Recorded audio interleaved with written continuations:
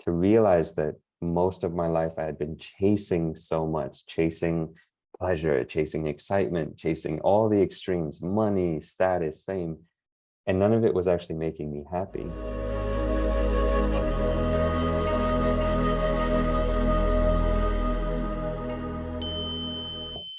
It's interesting. My monastic experience is quite different from, I mean, I'm sure everyone's monastic experience is unique in its own way. For me, my monastic experience came many years later, so I had started even before I left the academic world, left the sciences, left my PhD. I had been starting to do these silent meditation retreats, so Vipassana retreats or insight meditation retreats. And those had such a profound impact on my life. I started my first one in India when I was around 25. And once I did one of them, I realized how impactful it was and how important it was. I went on them regularly. So it was maybe once every 6 or 7 months, I would go on a 10-day retreat. And I did that for many, many years. And then a few years into that, maybe 8 years later or so, I decided to go on a month-long meditation retreat in Burma. And at this month-long silent retreat, you had the possibility to do a temporary ordination. And so for me, it wasn't like I was deciding, oh, okay, I really want to be a monk for the rest of my life. It was more knowing how important this practice of insight meditation and Buddhist philosophy and all of it was. It was more something that I wanted to experience for a while, but I knew it wasn't going to be for the rest of my life. And it wasn't, I knew I didn't want to be a monk forever. So for me, it was actually more of an experience to have for a while. And in some ways to intensify the experience of the month-long retreat as well, because you take on a few extra rules that, that apply to you. So that decision wasn't a momentous decision. This was much later in my path as a practitioner. Yeah.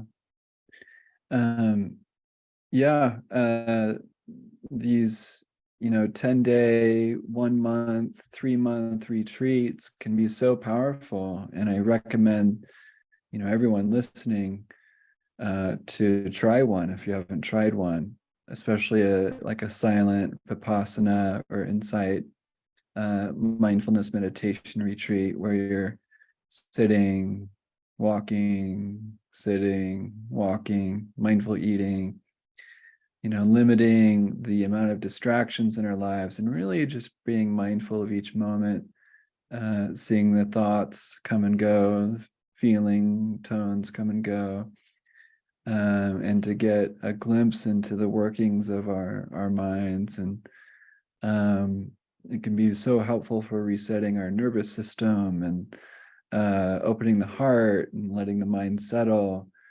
And retreats are such a powerful way to deepen our own practice and to strengthen our mindfulness teachings, because we're speaking from experience, and that those layers of depth that we go to, layers of presence, and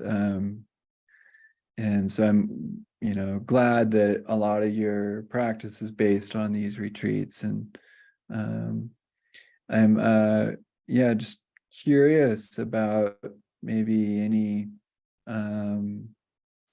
momentous times in your life on retreat that maybe had a powerful impact on you.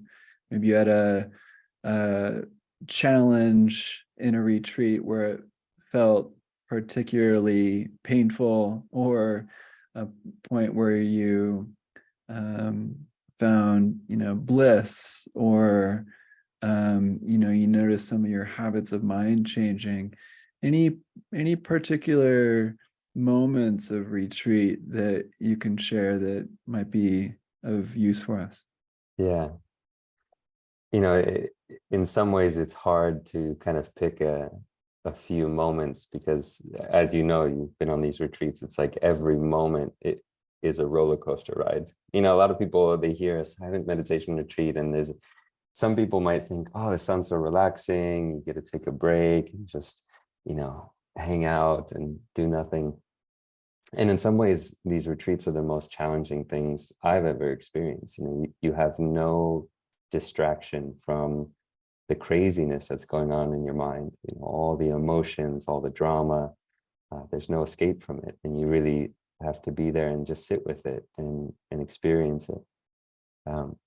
And so over the years, at this point, I've done 17 or 18 Vipassana retreats, and each one of them has had hundreds of different insightful moments and challenges. A few things that come to me. One is just the realization, when you simplify in this way and you don't have any phones or books or music or internet, and you're just sitting and walking and having lunch, sitting, walking, having tea, sitting, walking. And you can experience such a profound contentment in the simplest of things. And there is one moment that stands out to me. I was at Spirit Rock for a retreat, and I was sitting outside. I think it was after lunch, and I just had a cup of tea. And I remember just kind of stirring the tea and just hearing the clink of the spoon against the teacup. And there was just this simplicity, this peacefulness, to realize that most of my life I had been chasing so much, chasing pleasure, chasing excitement, chasing all the extremes, money, status, fame, and none of it was actually making me happy. But this contentment you could find in just sitting and enjoying a cup of tea and feeling the wind on your face. And it can be so beautiful to have those reminders that happiness and contentment and fulfillment isn't some far off thing. It's just right here within you, if you know how to stop chasing things.